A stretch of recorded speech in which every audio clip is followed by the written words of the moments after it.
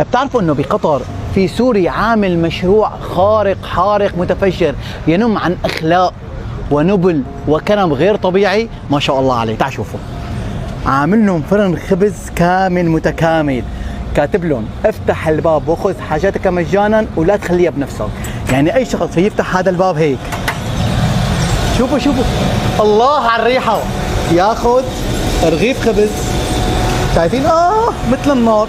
طبعا انت بتاخذ حاجتك فقط، يعني فيك تاخذ حاجتك وتمشي، تاخذ رغيف خبز من هون سخن مثل النار وبتاكله. اذا كان بدك اكثر من رغيف خبز فما عليك الا امامة الدنيا، ما بيأثر. خذ الفلافل، يا عيني يا عيني يا عيني، يسلموا لك، الله يسلم هالايدين. مع سندوتش الفلافل بدها وحده لبن والله.